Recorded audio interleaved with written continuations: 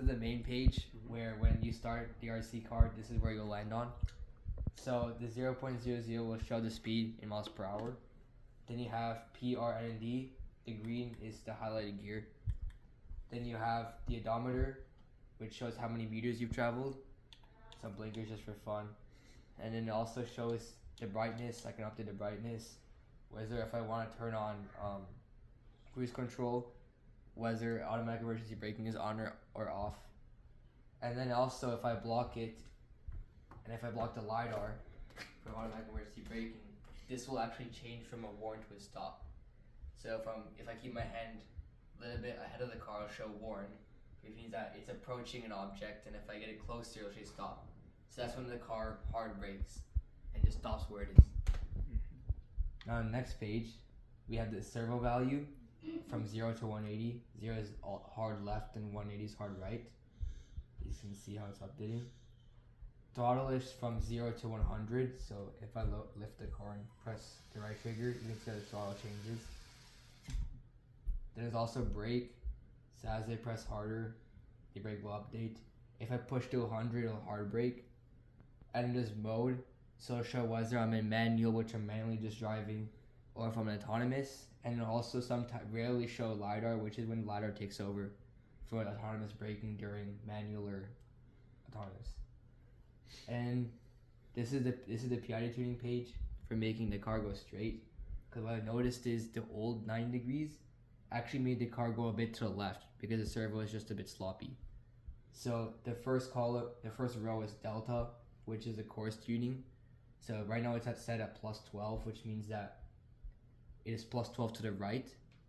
And there's the PID values, which help the IMU make sure the car is going straight. Over here, I have the temperatures of each of the computers. So the Raspberry Pi temperature, the Jetson CPU temperature, the Jetson GPU temperature, and the Zero's GPU temperature. The CPU temperature. What do Z and what do they stand for? So Z means for 0. Okay. G means for GPU, because the Raspberry Pi and Zero's don't have a GPU.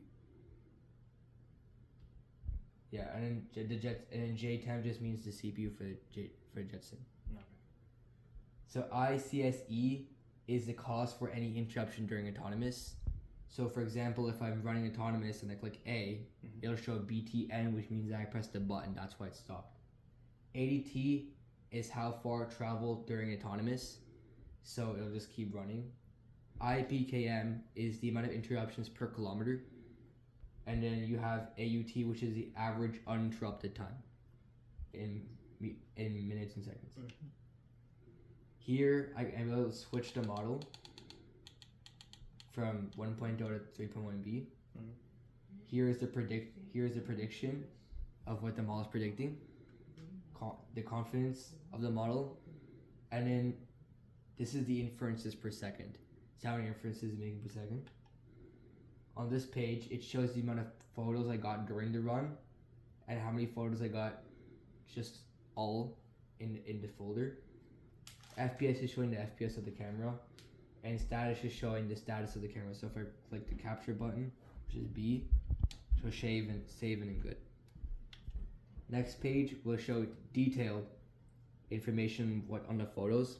So LP is how many photos are where the servo is a little bit to the left. CP is when the car is going straight in the photo, and RP is when the car is going right in the photo. And the less than 5 label is when the car is going less than 50% throttle. Yeah. Here we have OPR. This is the ending node. So when you're running navigation, this is the node you'll end at. PNDE was the previous node you just went past. CNED is the current node you're at, and NADE is the next node you're approaching. Next node.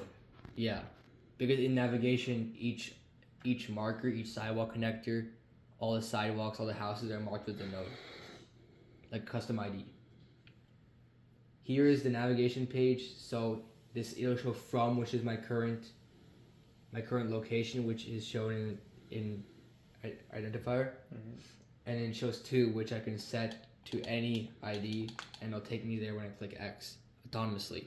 But when I'm crossing the sidewalk, when I'm crossing the road, I'll manually drive.